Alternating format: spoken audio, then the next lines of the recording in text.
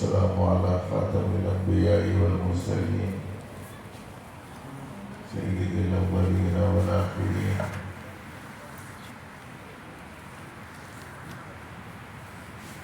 حبيب رب العالمين سيدنا محمد وعلى آله وصحبه أجمعين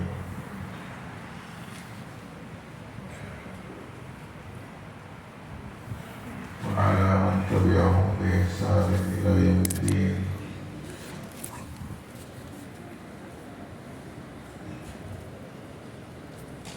وبعد فأعوذ بالله من الشيطان الرجيم. بسم الله الرحمن الرحيم. يا أيها الذين آمنوا اتقوا الله ولتنظر نفس ما قدمت لغد واتقوا الله إن الله خبير بما تعملون.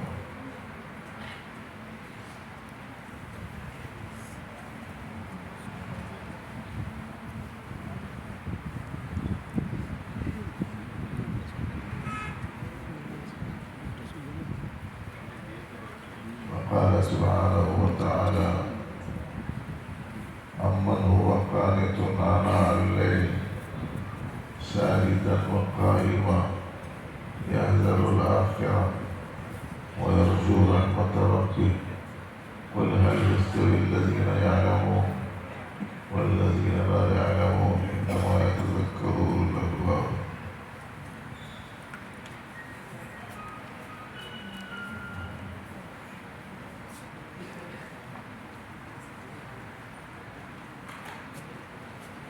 صدق الله خالقنا العظيم. نہایت قابل قدر علماء کرام، حفاظ اعظام، سامعین ذی احترام،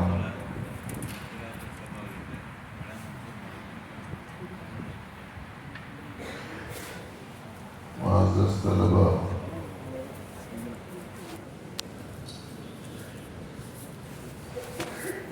یہ اختر کے لیے بڑی سعادت کی بات ہے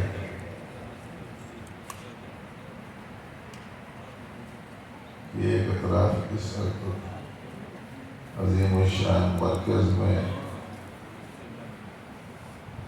جو اس علاقے کے وسیع و عریض حصے پر ایک مرکزی حیثیت رکھتا ہے، اس کے سالانہ جلسے کے موقع پر حاضری کی سعادت نصیب ہوئی. ہمارے نہایت قابل احترام بزرگ حضرت مسیح الامت رحمۃ اللہ علیہ کے خلیفہ، اس مدرسے کے بانی و محتمم، ہم سب کے مخدوم حضرت مولانا مفتی عبدالرحیم صاحب دامت برکاتہم وزادت معالیہم، کہ اس عظیم اجلاس میں مجھے کچھ عرض کرنے کے لیے حکم دیا گیا.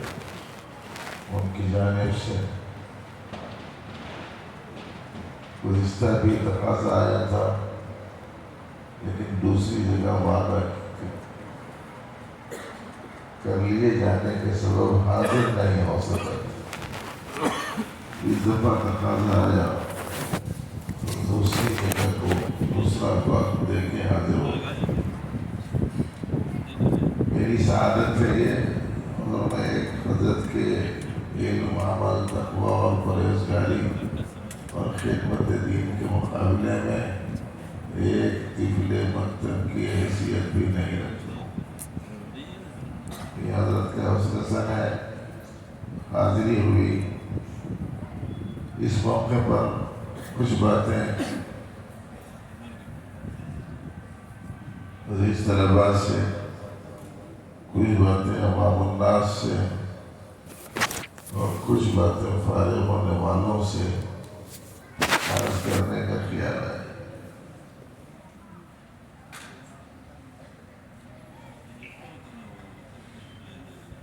اور ایک بات تو سب کے لیے ہے مشترک،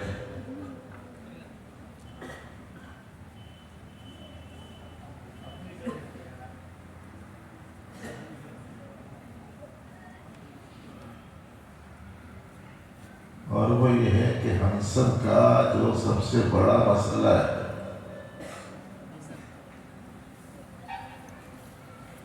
ہم سب کا سب سے بڑا مسئلہ دنیا نہیں، مسئلہ آخرت ہے۔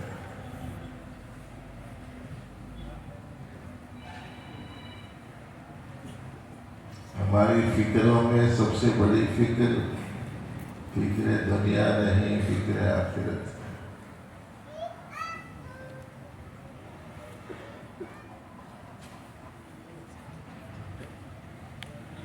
ہمارا سرمایہ، سب سے بڑا سرمایہ دنیا کا سامان نہیں، اللہ و رسول پر ایمان ہے۔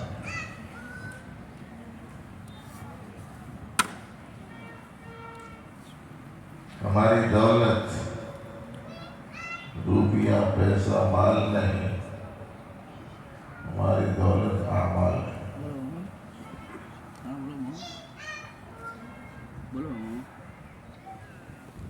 ہماری زینت دنیا کی چمک دمک والی چیزیں نہیں، ہماری زینت اخلاق ہے۔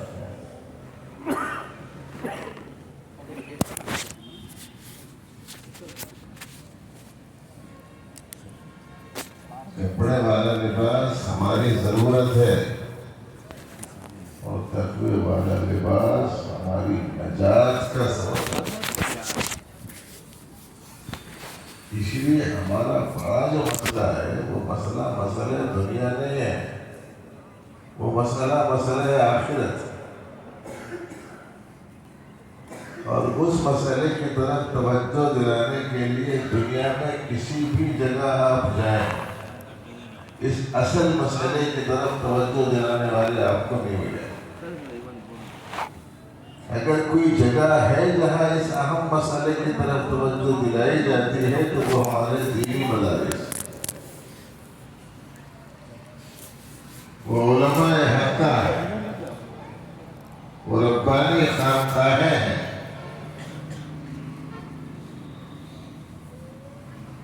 سارے انسانوں کا سب سے بڑے مسئلے کے حل کی فکر اگر کہیں پائی جاتی ہے تو صرف علماء اسلام کے پاس پائی جاتی ہے۔ اور اس سلسلے کا کوئی حل نہیں پیش کیا جاتا ہے تو دینی مدارس میں پیش کیا جاتا ہے۔ اور اس سلسلے کی سب سے بڑی خیر خواہی اگر کوئی کرنے والا ہے تو وہ ہے جو قرآن و سنت کی مہارت کے ساتھ خدمت دین میں اپنے آپ کو لگایا ہو۔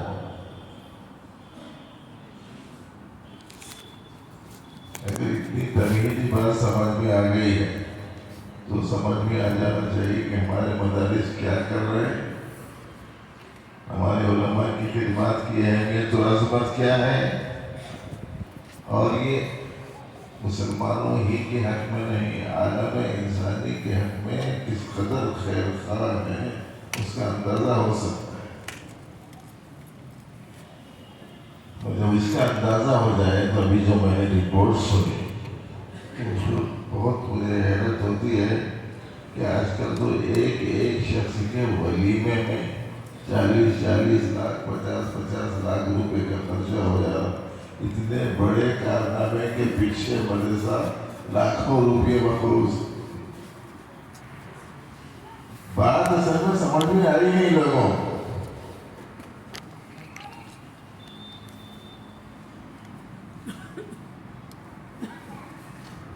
حضرت مولانا عمر صاحب پالنپوری رحمۃ اللہ علیہ سے میں نے سنا تھا، بہت اچھا ہے کہ کسی بچے کو اگر گھر میں اس کے باپ کے جیب سے گرا ہوا 500 کا 1000 کا نوٹ مل جائے، اس زمانے میں تھا وہ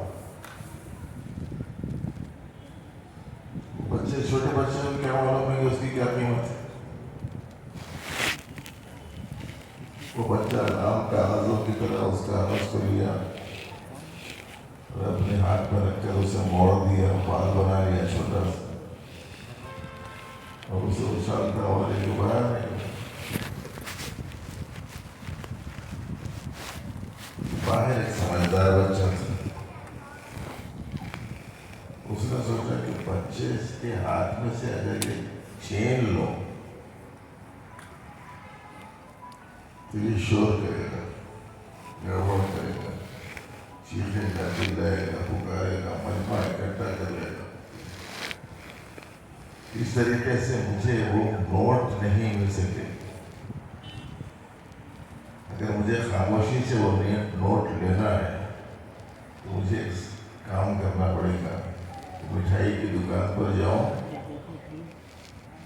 اور جلیبی کا ایک رنگ لاؤں، جلیبی کا ایک رنگ، 1 روپیہ دیا ایک رنگ لا لیا، یا 5 روپے دیے ایک رنگ لا لیا، یا اگر یہاں بہت مہنگی ملتی ہے تو 10 روپے دے کے ایک رنگ لا لیا۔ لانے کے بعد اس بچے سے کو کہا کہ تمہارے ہاتھ میں جو کاغذ ہے اسے چکھو اور بتاؤ کہ اس کا مزہ کیسا ہے۔ تو اس نے زبان پہ لگایا، کہا کہ یہ پھیکا پھیکا ہے۔ تو اس نے وہ رنگ، جلیبی والی رنگ اپنے ہاتھ میں رکھی اور اس بچے کو اس کی زبان کو لگائی اور کہا کہ بتاؤ اس کا مزہ کیسا ہے۔ یہ تو بڑا شیریں، بڑا ذائقہ دار، بڑا لذیذ ہے۔ تو کہا کہ ایسا کرو کہ میٹھی میٹھی جلیبی تم لے لو، وہ پھیکا پھیکا کاغذ مجھے دے۔ بچہ شوق سے اٹھایا،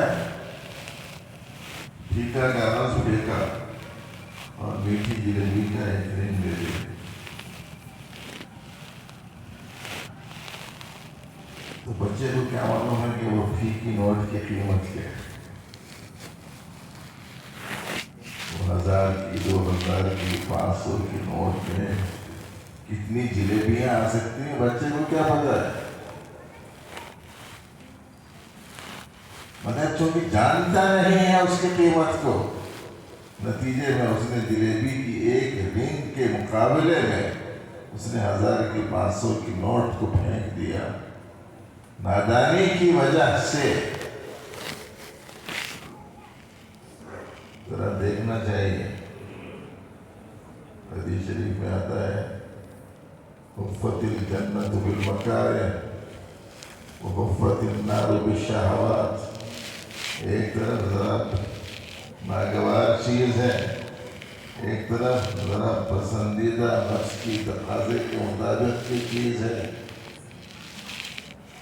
جنت کے اطراف باڑی ہے کچھ ناگواری، جہنم کے اطراف پہاڑ ہے خواہشات۔ نبی رحمت صلی اللہ علیہ وسلم نے ارشاد فرمایا، دنیا حلوۃ خاضرہ، دنیا جو ہے وہ شیریں بھی ہے، سرسبز بھی۔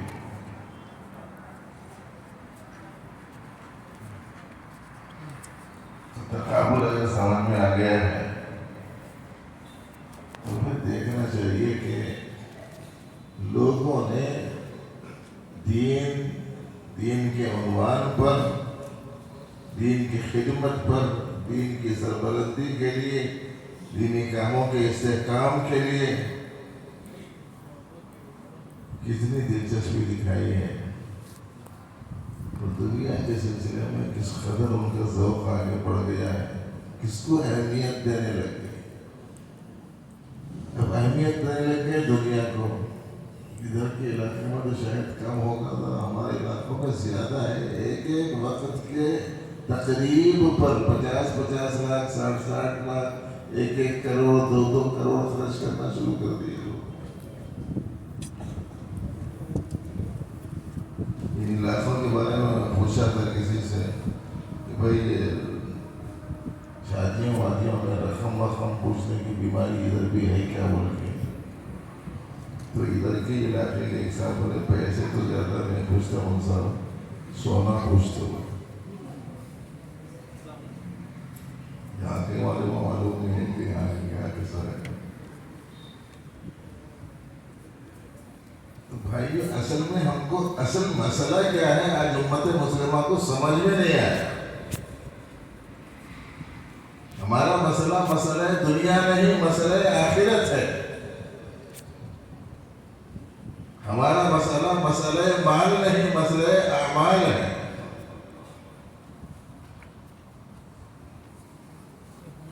ہمارا مسئلہ سامان نہیں، مسئلہ ایمان ہے. اس مسئلے کو حل کرنے کا اگر کوئی مرکز ہے تو دینی خدمات کے مراکز، اسلامی مدارس ہیں.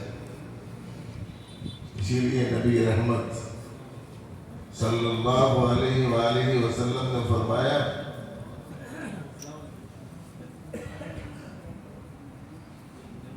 لفظ خیر ان لوگوں کے لیے استعمال فرمایا. اس کی پوری فہرست تو بیان کرنا مقصود نہیں ہے، لیکن 2-3 لفظ ہیں میں رکھ لیجیے. ایک تو فرمایا خیرکم من تعلم القرآن وعلمہ،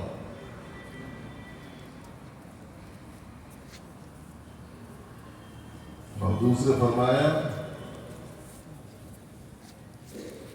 خیر الناس انفعهم، اور تیسرے فرمایا خیرکم خیرکم لأہلہ. سب سے اچھا آدمی کون ہے؟ میں کہوں آپ کہیں کوئی حیثیت نہیں ہے میری اور آپ کی، لیکن اگر وہ کہیں جو پوری مخلوق میں افضل ہے، وہ کہیں جو سب سے زیادہ اللہ کے پسندیدہ ہیں، وہ کہیں جو اولین و آخرین کے سردار ہیں، تو پھر ایسی ضرورت میں کیا کہ کوئی شبہ ہے؟ سب سے بہترین آدمی کون ہے؟ جو قرآن سیکھے، قرآن سیکھے.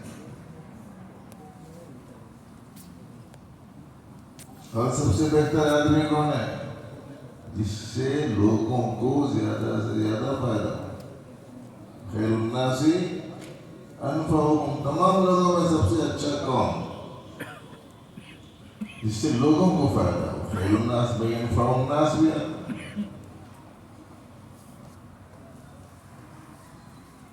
تو اس کا مطلب یہ ہوا کہ یہ 2 خیروں میں سے ایک خیر کا تعلق علم حاصل کرنے، علم سیکھنے سکھانے والوں سے، اور دوسرے خیر کا تعلق اس علم سے آراستہ ہونے والے لوگ جتنے لوگوں کے حق میں مفید ہو سکتے ہیں، کوئی دوسرا ایٹم دنیا کا نہیں ہو سکتا. تو اس لیے جو لوگ ایسے ہیں جو اس خیر کو وجود میں لانے کی اہلیت رکھتے ہیں تو وہ اس خیر کا سبب و ذریعہ بن جائے. اس لیے بھائی اس کی اہمیت کو ہم لوگ سمجھیں کہ دینی مدارس ہمارے لیے بہت ہی بنیادی اور اہم ترین ضرورت کی حیثیت رکھتے ہیں. لیکن یہ چیز سمجھ میں نہیں آ رہی ہے لوگوں کو، تو ذرا موٹے انداز میں سمجھانے کے لیے ہم عرض کر رہے ہیں جو سب سے زیادہ بڑا ہوتا ہے اس کو کام بھی سب سے بڑا کیا جاتا ہے. ایک موٹا سا مسئلہ ہے، سب سے قابل جو شخص ہوگا اس کو سب سے اہم کام دیا جائے گا. سب سے اونچے درجے کا جو شخص ہوگا اس کو سب سے اونچے درجے کا کام دیا جائے. مجھے بتائیے کہ سب سے اعلیٰ، سب سے اولا، سب سے افضل، سب سے عالم، سب سے احسن کون سی ذات گرامی؟ نبی رحمت صلی اللہ علیہ وسلم. پوری مخلوق میں سب سے افضل ہے. انا سید ولد آدم ولا فخر، میں تمام بنی آدم کا سردار ہوں، اور یہ بات بطور فخر کی نہیں، اللہ کی دی ہوئی نعمت کے اظہار کے لیے کہتا ہوں.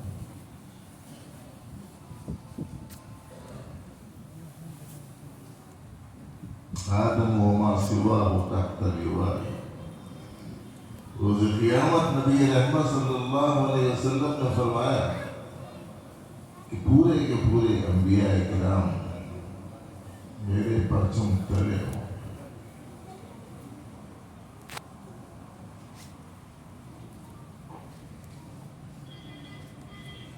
وہ نبی رحمت صلی اللہ علیہ وسلم کو کیا کام دیا؟ وہ کام اپنی طرف سے سناؤں مولوی لوگ ہیں بالکل اعتراض کر سکتے. اسی لیے قرآن پاک کی آیات دیکھیں کہ اللہ تعالیٰ نے ان کو کیا کام دیا.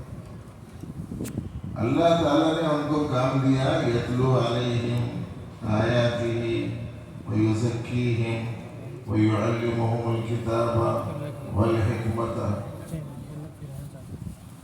اللہ نے یہ کام دیا اللہ کی بات لوگوں تک پہنچانا، اللہ کی بات لوگوں کو سنانا.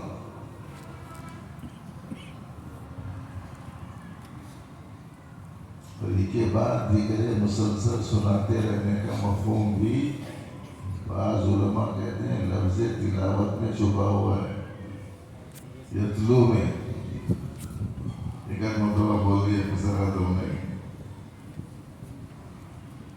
مسلسل پیغام حق سناتے رہنا، کتاب و حکمت کی تعلیم دینا، اخلاق کی تربیت کرنا وہ پیغمبر کا کام ہے.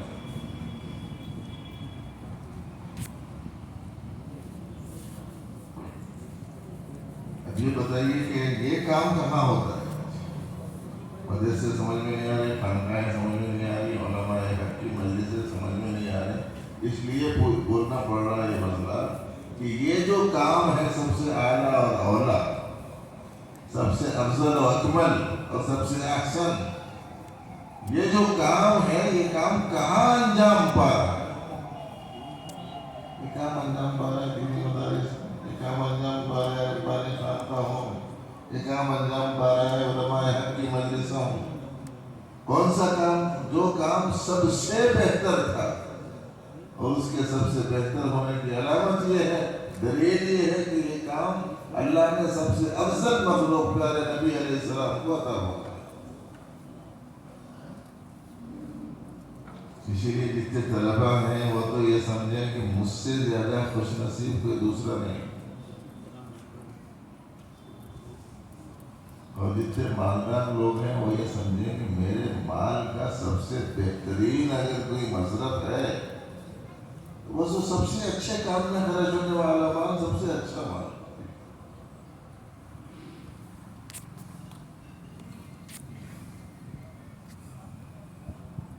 یہاں ہم لوگوں کو اس قسم کی اپیلیں کرنی پڑ رہی ہیں، ورنہ ہمارے محترم موجود ہیں یہاں صوبیدار احسان صاحب مولانا عبدالحمید، ان کے علاقوں میں تو ایک بڑے بڑے مدرسے کو صرف ایک خاندان چلاتا ہے، ایک گھرانہ چلاتا ہے. لاکھوں روپیوں کے ماہانہ خرچ والے مدارس، کروڑوں روپیوں کے مدارس کو ایک گھرانے والا چلاتا ہے. تو اہمیت سمجھ میں آئی لوگوں کو. انہوں نے کہا کہ بھائی مال تو وہی ہے جو مال میں کام آئے. ایک ہے مال وہ جو وبال بنے، اور ایک ہے مال وہ جو اعمال بنے، یا ایک مال وہ ہے جو بعد میں وبال بنے، اور ایک مال وہ ہے جو معال میں ہمارے لیے سرمایہ بنے.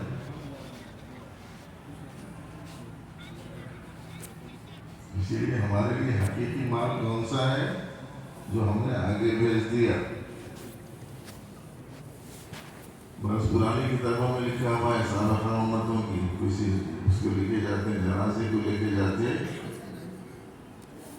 تو لوگوں کی زبان پہ رہتا ہے پیچھے کیا چھوڑ کے گئے، زمینہ کتنے چھوڑے، پلاٹا کتنے چھوڑے، مکانہ کتنے چھوڑے، دکانہ کتنے چھوڑے، پیسہ کتنا چھوڑے، کاریں کتنی چھوڑے. اور یہ زمانے میں اگر ہوتے تو شاید موبائل آپ کتنے چھوڑے، وہ بھی کس معیار کے چھوڑے؟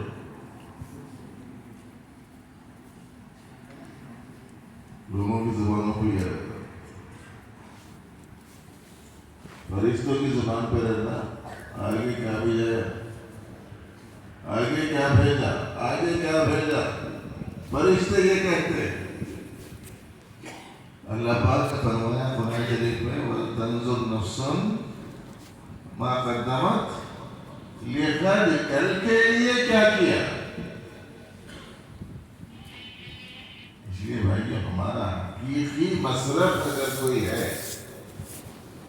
یہ بڑا عجیب و غریب مزاج تھا حضرات صحابہ کرام رضی اللہ عنہم اجمعین کا، صحبت نبوی کی برکت سے حقائق کا اس درجے اہم ترین انکشاف ان کے اوپر ہوا تھا کہ ان میں سے بعض آئے کہ نبی علیہ السلام سے کہے لگے حضور یہ ہے سرمایہ، یہ آپ کی خدمت میں حاضر ہے، جتنا تھا وہ سب لے کے آیا، جتنا آپ لے لیں گے وہ مجھے زیادہ پسند ہوگا، اس کے مقابلے میں جو آپ میری ضرورت پورا کرنے کے واسطے چھوڑ دیں۔ یہ مزاج بناتا تھا۔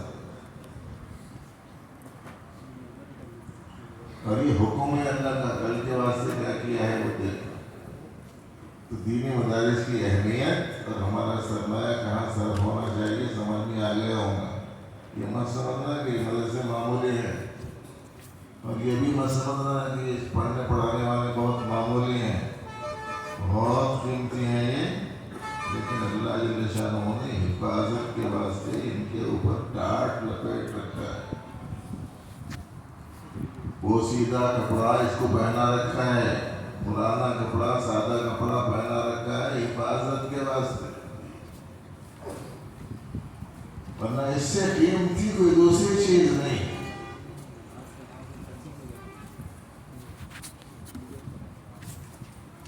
اگر آپ کے پاس بہت سے پیسے ہوں اور آپ پھٹے پرانے کپڑے میں لپیٹ کے بغل میں دبا کے لے کے چلے جائیں تو خطرہ نہیں ہے، لیکن آپ کے پاس میں کچھ بھی نہیں ہے، ہاتھ میں کوئی چمکتا سوٹ کیس ہے، کچھ چھین لے جانے کا ڈر ہے، کچھ بھی نہیں ہے، وہ سوٹ کیس میں خالی ہے، مگر ہے چمکتا، چھین لیے جانے کا ڈر ہے۔ لیکن اگر آپ کے پاس میں لاکھوں روپیے ہیں، آپ پرانے پھٹے پرانے کپڑے میں لپیٹ کے بغل میں دبا کے چلے جائیے، چھینے جانے کا خطرہ نہیں ہے۔ حفاظت کیسے ہو رہی؟ وہ سیدھا سادے کپڑے میں لپٹے ہوئے ہونے کی وجہ سے اندر کے مال کی حفاظت ہو رہی۔ ایسے ہی یہ مدارس اور یہ قرآن و سنت کے مراکز اور یہ معاہد علوم اسلامیہ سب سے قیمتی سرمایہ ہے۔ اللہ نے اس کی حفاظت کے واسطے اس کے اوپر سادگی کا پردہ ڈال دیا ہے تاکہ یہ محفوظ رہ سکے۔ تو بعض لوگوں نے یہ سمجھا کہ یہ کم قیمت کی چیز ہے، اوپر کے کپڑے کو دیکھ کے یہ سمجھے کہ شاید اس کی قیمت کم ہے۔ وہی غلط فہمی میں مبتلا نہیں ہونا چاہیے، تاکہ کبھی کبھی تو ہم عرض کرتے ہیں کہ جتنی قیمتی قسم کے ہیرے جواہرات پتھر ہوتے ہیں نا، پوروں کو اندر کے زمین میں دبا کر ہاتھ سے نکلتے یہ سب زمین کے تہاؤ میں دبے ہوئے ہیں، اکثروں کو تو پتہ ہی نہیں ہے کہ کہاں کیا ہے۔ وہ تو اس زمانے میں مشینہ نکالیے اور جگہ جگہ رہ کے تلاش کرتے رہتے ہیں، کہیں کچھ ہے کیا بول کے تو معلوم ہو رہا تو خود کھول کے نکالنے، ورنہ قیمتی چیزیں پوری اللہ نے زمین میں دبا کے رکھی ہو۔ پھر ایک بات تو یہ عرض کرنی تھی کہ بھائی دین مدارس کی اہمیت کو ہم سمجھیں۔ دوسری بات معزز بھائیوں،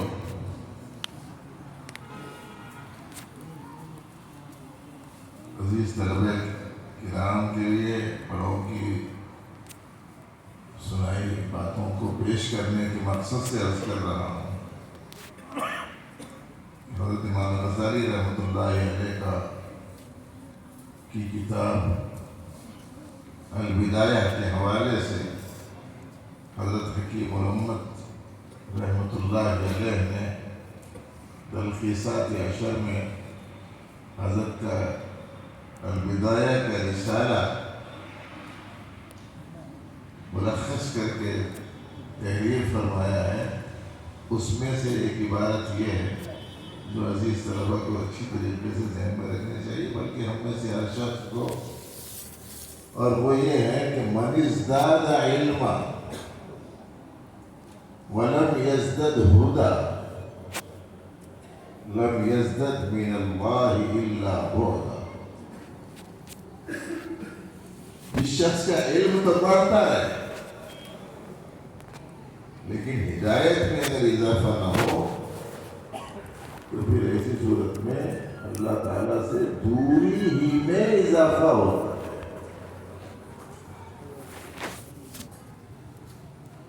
اسی لیے ہر عمل، ہر علم کے ساتھ ایک درجہ ہدایت ہے جس کو بحیثیت مجموعی ہم دو حصوں میں بانٹ سکتے ہیں. ایک ہے ہدایت کا البدایہ اور ایک ہے ہدایت کا النہایہ. ایک ہے ہدایت کی ابتدائی صورت اور ایک ہے ہدایت کی آخری صورت یا انتہائی صورت. اس کے خلاصے کے طور پر لکھا ہے کہ ہدایت کی ابتدا یہ ہے کہ آدمی کا ظاہر شرع شریف کے سانچے میں ڈر جائے، شریعت مطہرہ کے سانچے میں ڈر جائے، اور اس کا آخری جو حصہ ہے وہ یہ ہے کہ آدمی کا باطن منشاء ربانی کی اور ہدایات الہیہ کی، تعلیمات قرآن و سنت کے عین مطابق اندرون ہو جائے. یہ دو چھوٹی باتیں ذہن میں رکھ لیجیے. دین کے دو حصے ہیں، ایک وہ جن کا تعلق ظاہری احکام سے اور دوسرے وہ ہیں جن کا تعلق باطنی احکام سے. جس طریقے سے ظاہری احکام میں فرائض ہیں، واجبات ہیں، مستحبات ہیں، محرمات ہیں، باطن میں بھی ویسے ہی ہے.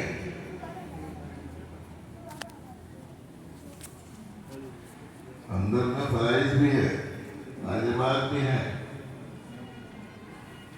مستحبات بھی ہیں، مکروہات بھی ہیں، محرمات بھی ہیں.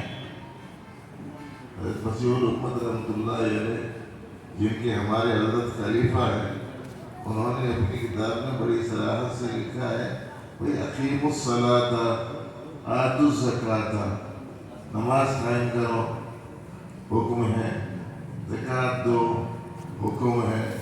اس لیے وہ فرض ہے.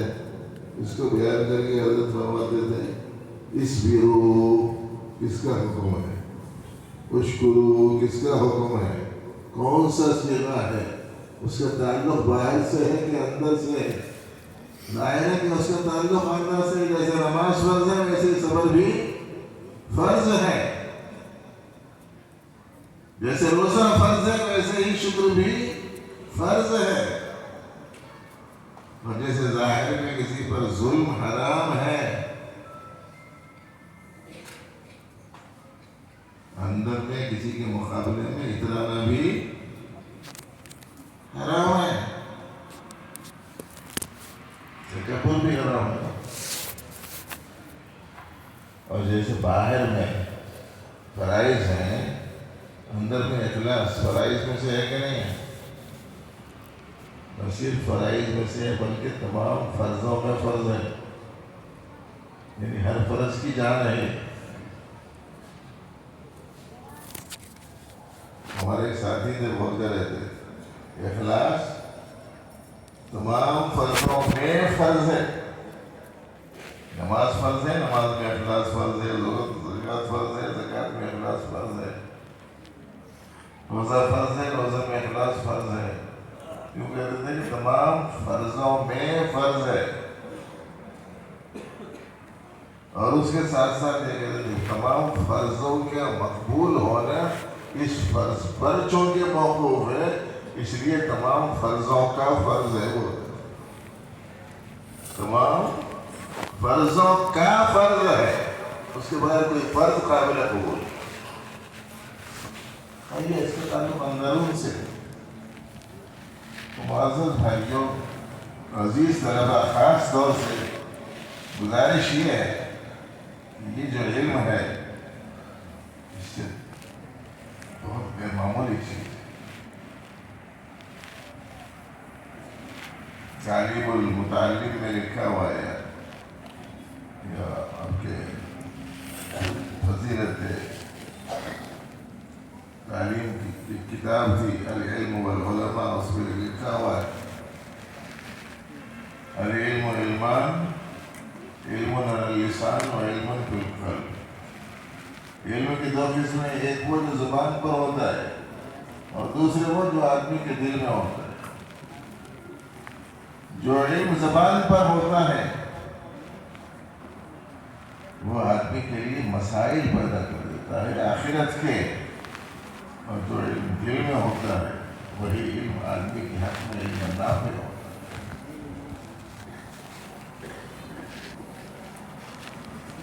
اسی لیے اس علم کو دماغ میں رکھو گے، زبان پر رکھو گے تو یہ ایسا ہے جیسے کہ ہم نے قیمتی بیج ہاتھ میں رکھ لیا۔ بیج ہاتھ میں لینا، کچھ معلومات زبان پہ لینا، ایسا نہیں جیسے بیج کو ہاتھ میں لیا۔ آپ کو معلوم ہے کہ بیج کو اگر ہاتھ میں لیا جاتا ہے تو بیج اگتا نہیں، اس سے پھل پھول نہیں آتے۔ بیج جب زمین کے اندر جاتا ہے تو وہاں سے پودا نکلتا ہے، پھر وہ پھل پھول آتا ہے۔ ایسی ایک علم وہ ہے جو آدمی کے قلب میں اتر جائے، قلب متاثر ہو جائے، اس کے نتیجے میں پھر اس کے اعضاء و جوارح سے اعمال دین سرزد ہونا شروع ہو۔ وہ اس علم کا ثمرہ ہے، اور اسی کو سمجھانے کے واسطے ہمارے بڑوں نے بالکل ابتدا میں ہم لوگوں کو بتا دیا تھا، علم بلا عمل کشجر بلا ثمر۔ علم بغیر عمل کے ایسا ہے جیسے درخت بغیر پھل کے ہوتا ہے۔ بالکل شروع میں پہلے سال میں بتا دیے تھے اساتذہ، بتا دیا کرتے ہیں اساتذہ، لیکن آج ضرورت پڑ رہی ہے کہ اخیر میں بھی بتایا جائے۔ صورتحال یہاں تک بدل گئی،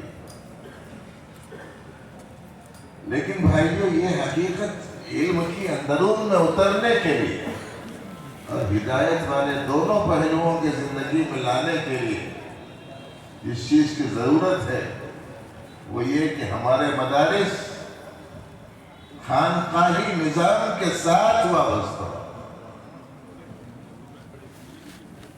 اس کی بڑی تاکید ہے، بڑی اہمیت ہے اس لیے کہ اگر ہمارے یہ مدارس خانقاہیت سے جدا ہو جائے تو پھر عام طور پر استثناء علیحدہ چیز ہے، ورنہ عام طور پر دیگر اسکولوں میں اس میں کوئی فرق باقی نہیں رہے گا۔ یہ ان لوگوں کا قول ہے جو آج خانقاہ امدادیہ کے نگران ہیں، ان کا کہنا ہے۔ کتنے بڑے خوش نصیبی کی بات ہے، اس علاقے میں ایک صاحب نسبت بزرگ تصوف خانقاہ سے غیر معمولی تعلق رکھنے والے ایسے شیخ کے خلیفہ جن کے یہاں اجازت خلافت آسانی سے نہیں ملتی تھی، وہ تو بڑے پاپڑ مل کے پڑتے تھے، تو اب کہیں جا کے کسی کو ملتی تھی۔ اسی لیے ان کے خلیفہ سے اسی علاقے کے قریب میں ایک صاحب نے پوچھا تھا، حضرت آپ کو جو کچھ ملا ذرا دے دیجیے گا، ان کے پوچھے تھے۔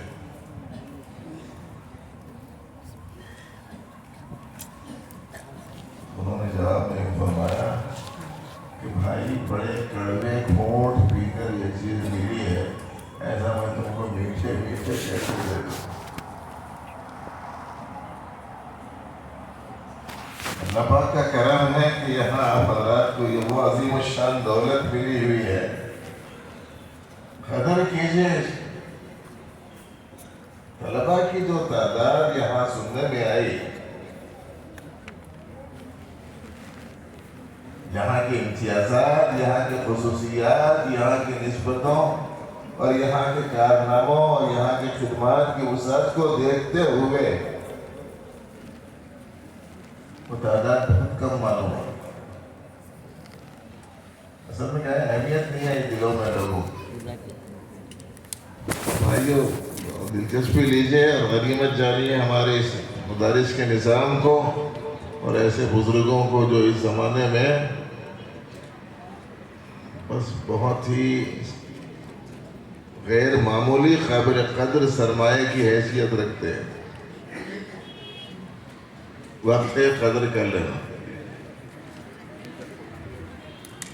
ہمارے حضرت حیدرآباد کے ایک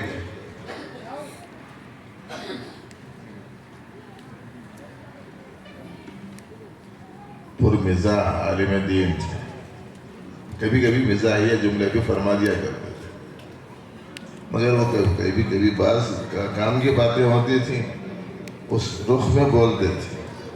کہتے تھے کہ کسی بھی بزرگ کو بزرگ ماننے کے واسطے اخیر وقت تک ایک کمی رہ جاتی ہے، اخیر وقت تک اس بزرگ میں ایک کمی رہ جاتی ہے۔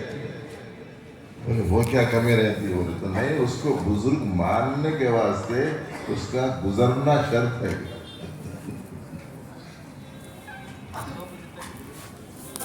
اس دنیا سے اس نے گزرنا شرط بنا کے رکھ دیے لوگوں۔ ارے اللہ کے بندو، جن پر اعتماد کیا، ایسے بزرگوں نے جن کے سامنے زانو ادب طے کرتے تھے مفتی لوگ، مشائخ لوگ، محدثین، شیوخ الحدیث، جن کے سامنے زانو ادب طے کرتے تھے، ایسے بزرگ نے جن پر اعتماد کا اظہار کر دیا۔ بہت غنیمت سمجھنا چاہیے اس چیز کو۔ طلباء کی تعداد بڑھے، اپنے بچوں کو پڑھائیں، اور خاص طور سے جو مالدار لوگ ہیں نا، وہ مالدار لوگ تو خاص طور سے پڑھائیں اپنے بچوں کو۔ خاص بات بول رہا ہوں، سمجھ لیجیے آپ یہ تعلیم خاص طور پر مالدار لوگ پڑھائیں اپنے بچوں کو، ورنہ ایک تو خود ان کا مال ان کے لیے مسئلہ بن جائے گا، اور یہ تعلیم و تربیت میں نہیں رکھے تو آل بھی مسئلہ بن جائے گا، آل بھی مسئلہ، مال بھی مسئلہ بن جائے گا۔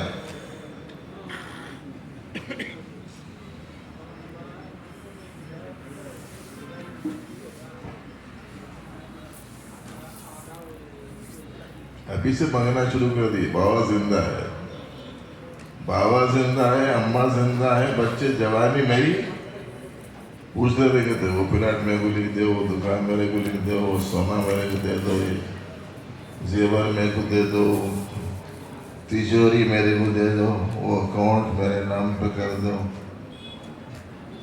جانے سے پہلے کر لے رہے ہیں۔ ایک صاحب تو مجھ سے بڑی حیرت سے کہنے لگے کہ صاحب ہماری بیوی ڈیسک کے اوپر سونے کے کنگن رکھ کے رات کو ضرورت کو غسل کرنے یا وضو کرنے کے واسطے گئی تھی، تو ان کے آنے تک بیٹی پہن لی گئی۔ ارے میرے گھوٹا کیا ہوئے، میرے جنجم نکل گئی، نہیں لگتی تھی، بولے تو میں پہن لی۔ بولے ارے میرے تم کیا تو پہنے، میرے کچھ ناجی ملنے کا ہے، کل میں لگا آج میں لے ہوں۔ مال بھی ان کے لیے مسئلہ بن جائے، آل بھی ان کے لیے مسئلہ بن جائے اگر مالدار لوگ اپنی اولاد کو اللہ کا بندہ بنانے کی محنت نہیں کرتے، نبی علیہ السلام کا سچا امتی بنانے کی اگر محنت نہیں کرے۔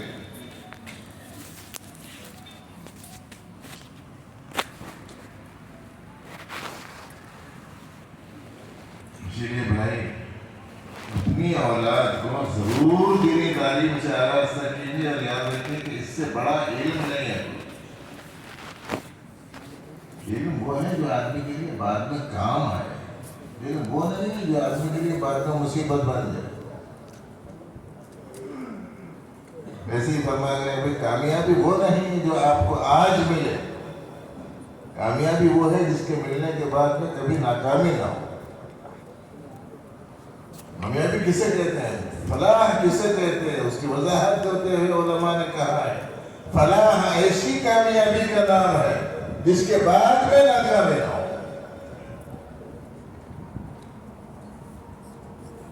ورنہ آج آدمی کروڑ پتی ہے کل بھکاری بن جائے،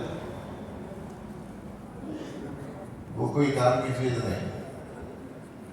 معلوم ہوا ہے کہ ہمارے سامعین میں سامعات بھی ہیں، سننے والی خواتین بھی ہیں، بچوں کے والدین بھی ہیں.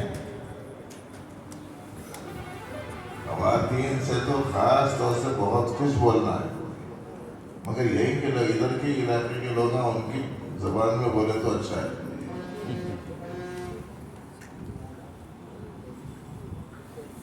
اس واسطے کہ آدھے سے زیادہ مسئلہ حل ہو جاتا اگر ہماری یہ بہنیں صحیح ہو گئے. بڑی عجیب بات ہے، پورے لوگوں میں کمزور سمجھا جاتا ہے عورت کو، لیکن سب سے زیادہ اگر اثر انداز ہے تو عورت پیچھے. اس کو سمجھا جاتا ہے کہ سب سے کمزور ہے. خاندان میں، ماحول میں، معاشرے میں، گھرانوں میں، افراد پر سب سے زیادہ اثر انداز ہوئی.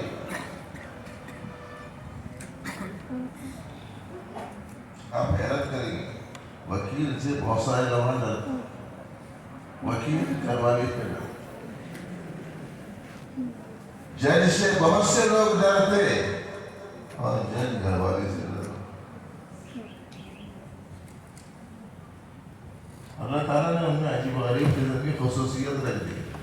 اللہ کی بندیوں، اللہ کے دیے ہوئے اس امتیازی وصف سے فائدہ اٹھا کر اپنے گھروں کو دین کا ایسا گہوارہ بنا دو کہ وہاں آنے والی نسلیں دین کے سپاہی بن کر کھڑے.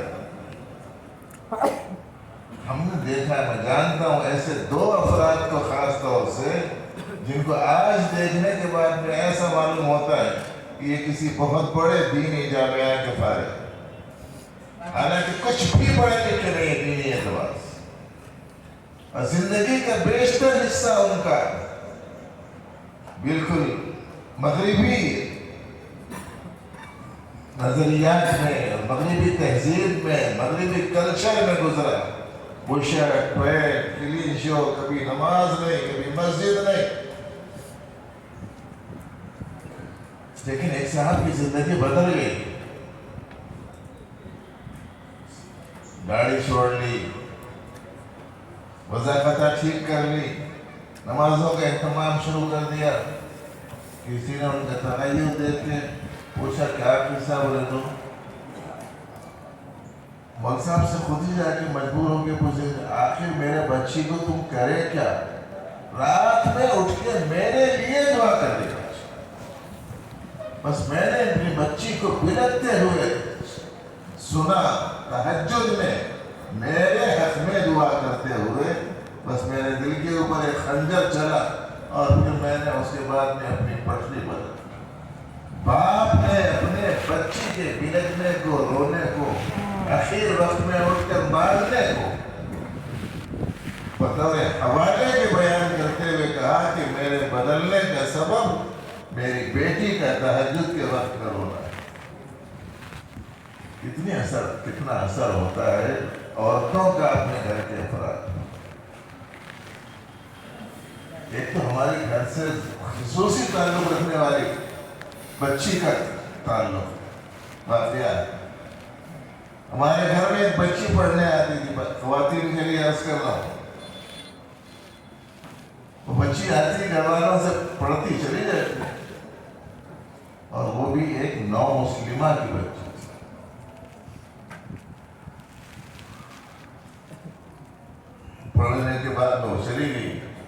شادی ہو گئی، ایک ایسے نوجوان سے ہوئی جس نے کبھی مسجد کی سیڑھیاں نہیں چڑھی، ایک ایسے نوجوان سے ہوئی جس نے کبھی کرتا پائجامہ نہیں پہنا، ایک ایسے نوجوان سے ہوئی جس نے چہرے پر داڑھی کبھی نہیں رکھی، ہمیشہ خلاف سنت کرنے کا اس کا معمول، چہرے پر انگریزی بال، خوبرو اور اچھی قامت کا لڑکا، اس لڑکی کی شادی اس نوجوان سے ہو گئی۔ تھوڑے ہی دن ہو گئے کہ وہ نوجوان کو ہم نے دیکھا نماز کو آنا شروع کر دیا۔ مجھے بڑی حیرت ہوئی کہ میں اتنے برسوں سے یہاں ہوں اور یہ نوجوان بھی بازار میں ہمیشہ دکھتا ہے، مگر کبھی مسجد کو آیا نہیں۔ شادی ہوئی، تھوڑے دن ہوا، مسجد کو آنا شروع کر دیا، تبدیلی آ گئی۔ اس میں قصہ کیا ہے؟ تو شادی کے بعد وہ لڑکی، اس نوجوان کی بیوی جو ہماری اہلیہ کی شاگردہ تھی، استانی ماں سے ملنے کے واسطے آئی۔ شادی کے بعد تو مجھے اطلاع دی گئی کہ فلاں لڑکی جو اپنے پاس ہمارے پاس پڑھتی تھی، شادی اس کی ہو جانے کے بعد پہلی دفعہ آئی ہے۔ تو میں نے غنیمہ سمجھا کہ پوچھواؤں کہ شوہر میں تبدیلی کیسا آئی۔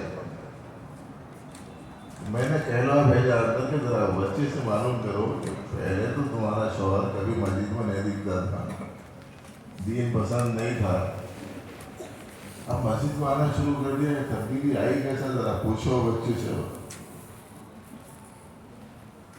انہوں نے پوچھا، ان کی استاری ماں نے پوچھا، تو اس نے کہا کہ روزانہ عشاء کے بعد میں دعا کا اہتمام کرتا،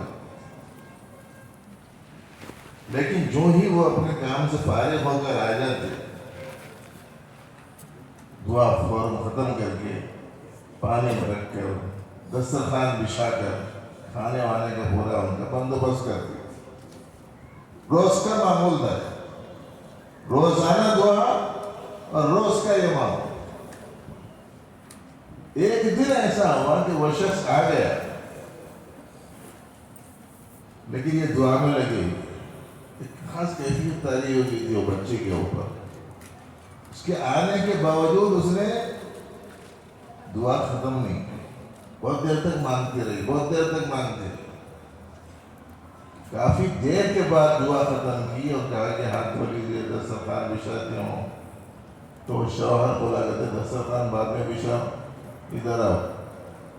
بولا کرتے آج بہت مانگ رہی تھی، کیا مانگ رہی تھی پہلے بتاؤ۔ آج بہت مانگ رہی تھی، کیا مانگ رہی تھی پہلے یہ بتا، اس کے بعد میں دسترخوان بچھاؤ۔ تو اس نے کہا کہ روزانہ میں دعا کرتی ہوں کہ اللہ آپ نے میرے شوہر کو صحت مند بنایا، شکل و صورت کا اچھا بنایا، پیشے کے اعتبار سے ہنرمند بنایا، کمائی دھمائی کے لائق بنایا۔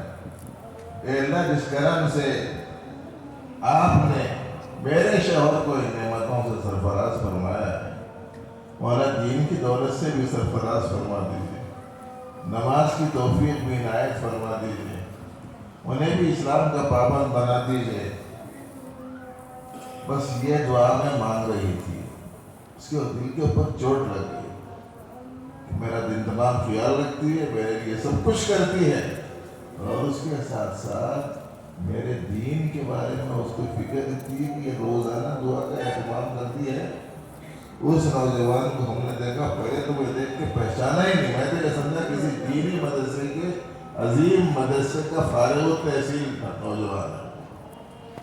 بعد میں قریب آنے پر معلوم ہوا یہ تو پرانا نوجوان ہے جو کبھی مسجد میں دکھتا نہیں تھا، لیکن اس کے تبدیلی کا سبب اس کی بیوی تھی جو اس کے حق میں خیر خواہی والا اور حسن سلوک والا رویہ رکھتی تھی۔ تو عورتیں بہت ہی غیر معمولی کردار ادا کر سکتی ہے اپنے گھروں میں۔ ایک بزرگ ہیں، روزانہ ایک قرآن شریف خواتین کو ایک آیت پڑھا کر اس کی تفسیر اپنے اکابر کی لکھی ہوئی سنا کر اس کے بارے میں کچھ سمجھا کے تمہارے کو کیا سبق ملا، کل کاپی میں لکھ کے لے کے آؤ بول کے سلسلہ چلاتے تھے پوری قرآن شریف۔ ایک دن 2 دن کا قصہ نہیں، اس کا نام ہی تھا جی جماعت فہم قرآن، اس جماعت کا نام تھا۔ روزانہ ایک آیت اپنے اکابر کی تفسیر سنانا اور اس کے بارے میں بچیوں کو سمجھانا، اور اگلے دن اس پڑھے ہوئے حصے سے تم نے کیا سبق لیا وہ کافی میں لکھ کے بتا۔ فنی پیسے نہیں جو ہمارے پاس چلتی مدارس، تو ایک دن ایک بچی لکھ کے آئی، ایسے کام جو عورت ہونے کی وجہ سے انجام نہیں دے سکتی، ایسے کاموں کا ثواب بھی عورت پا سکتی ہے، یہ لکھا اس میں۔ نہیں سمجھ میں آ رہا تو ایک واضح مثال دیتا ہوں، اس میں لکھا ہے کہ اگر عورت داڑھی کا ثواب پانا چاہے تو پا سکتی ہے، عورت اگر داڑھی کا ثواب پانا چاہے تو پا سکتی ہے۔ وہ کیسا؟ بچی وضاحت دی، اگر اس کا بھائی داڑھی کٹاتا ہو، اگر اس کا شوہر داڑھی کٹاتا ہو، اگر اس کا باپ داڑھی کٹاتا ہو، اور یہ سنت کی عظمت، اطاعت کی اہمیت، اتباع نبوی کی اہمیت و عظمت کو سنا دے، سمجھا دے، اس کی وجہ سے وہ رکھ لے، تو اس کو اس کا ثواب ملے گا کہ نہیں ملے گا؟ الدال علی الخیر کفاعلہ، خیر کے کام کو کی رہبری کرنے والا ایسا ہی ہے جیسے وہ اس خیر کے کام کو کرنے والا ہو۔ اتنا فہم کھلا عورت کا۔ ہمارے حیدرآباد کے میرے محترم تھے حضرت مولانا نعیم اللہ خان صاحب رحمۃ اللہ علیہ، انہوں نے کہا گھر میں تعلیم ہوتے رہو، عورتوں کو یہ ٹی وی نکالنے کی، ٹی وی نکالو بولے تو نہیں نکالتے، اس کی برائی سمجھاؤ اور تعلیم کرو گھر میں، ذہن بن جاتا۔ کافی عرصے کے بعد ذہن بننے کے بعد بیوی بولی واقعی آپ بہت صحیح بول رہے تھے، پہلے سے نہیں آنا چاہیے، اس کو نکال دیں گے، اس کو نکال دیں گے۔ پہلے جب خیال آیا کرتے تو بیوی اور بچے دونوں لڑنے آتے تھے، جب تعلیم ہوئی سمجھ میں آیا تو کہا کہ آپ بالکل صحیح بول رہے تھے، نکال دینا چاہیے، بہت خراب چیز ہے، نہیں رکھنا چاہیے گھر میں۔ شوہر خوش ہو گیا، ٹھیک ہے لیا کے بیچ دے کے آتا ہوں، بلکہ اس کو اٹھانے کے واسطے گئے تو بولے کہاں آ رہے آپ، بیچ دیتا ہوں میں کسی کو۔ کہنے لگے کہ یہ کیا کر رہے ہیں، اب تک ہم گناہ کر رہے تھے، اب آپ دوسرے کو گناہ کرنے کا موقع دے رہے ہیں۔ اب تک گناہ ہم کر رہے تھے، اب تم دوسروں کو گناہ کرنے کا موقع دے رہے۔ شوہر نے کہا پھر کریں گے کیا، اٹھا کے پٹ کو چکنا چور کر دو تاکہ کوئی اس کے ذریعے سے گناہ کا کام نہ کر سکے۔ عورت ہے جس کو یہ فہم اللہ ہے۔ اور ابھی تو ماہ رمضان مبارک آ رہے ہیں، حضرت شیخ زکریا رحمۃ اللہ علیہ کے خاندان کے خواتین کے بارے میں لکھا ہوا ہے کہ گھر کے کام کاج کرتے ہوئے روزانہ 17 18 پارے قرآن پاک کی تلاوت کر لیا کرتے روزانہ، یا تو سال تمام میں نہیں ہو۔ بہرحال معزز بہنوں، اپنے بچوں کو، اپنے بچیوں کو دینی تعلیم سے آراستہ کیجیے۔ آپ تیار ہو گئے تو بچے بہت آئے تھے مدرسوں میں، بعض مردوی مسجد میں سن کے تیار ہو کے جاتے، اندر گھر میں جاتے ہی دائر سن کے ایک دم بدل جاتے۔ اور اس کا تجربہ تو مجھے خود ہوا ہے۔ میں نے ایک صاحب کو اس کے سامنے آدھا گھنٹہ سے زیادہ تقریر کی کہ برائے کرم شادی سادگی سے سنت سے کرو، تیار ہوتے گئے بیچارے۔ واپس آنے کے بعد میں وہ کہہ رہے جی صاحب میں چاہنا ویسے ہی تھا جیسے آپ چاہ رہے، جیسے آپ بول رہے تھے، مگر اس گھر والے نے سننی پڑی۔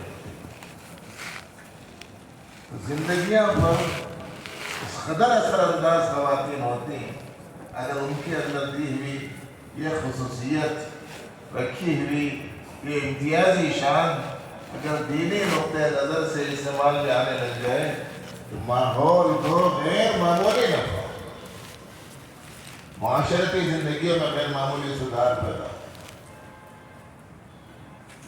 اور تیسری اور آخری بات حضرت تشریف لا رہے ہیں، تو اس لیے میں نے کہا تھا کہ 2-3 باتیں عرض کروں گا۔ تو تیسری گزارش یہ ہے کہ اس وقت میں ہمارے مدارس کے طلباء بالخصوص فارغ ہونے والے جو حضرات ہیں، افتاء سے ہوں، دورے سے ہوں، ان کے اوپر ذمہ داری صرف اپنے حد تک دین نافذ کرنے کی نہیں، پوری عالم انسانی کی رہنمائی اور رہبری کی ذمہ داری ہے ہمارے اوپر۔ اور یہ زمانے میں تو خاص طور سے ذرا نیا شعور لے کر پہنچنا ضروری ہے لوگوں کے درمیان۔ اس کے لیے چھوٹا سا مشورہ ہے، حضرت شاہ ولی اللہ محدث دہلوی رحمۃ اللہ علیہ کی کتابیں، حضرت حکیم الامت رحمۃ اللہ علیہ کی کتابیں، حضرت مولانا علی میاں ندوی رحمۃ اللہ علیہ کی کتابیں، اور موجودہ زمانے میں الغزو الفکری، عصر حاضر میں احیاء اسلام، ان کتابوں کا مطالعہ کر کے ہم کو عوام الناس کے سامنے پہنچنا چاہیے۔ اب تعالیٰ جل شانہ ہو ان تینوں باتوں کی طرف ہمیں بھرپور توجہ دینے کی توفیق عطا فرمائے۔ تعلیم قرآن و سنت کی اہمیت کیا ہے، مدارس کا کیا مقام ہے، اور اہل علم کو کن کن چیزوں کا انتظام ضروری ہے، اور اس کے ساتھ ساتھ فارغ ہو کر جانے والے بچوں کو پوری عالم انسانی کی ضرورت کو سامنے رکھ کر انہیں اپنی زندگیوں کو خدمت دین کے لیے وقف کرنے کا فیصلہ کرنا چاہیے۔ اللہ تعالیٰ اپنے کرم سے ان گزارشات کو قبول فرمائے۔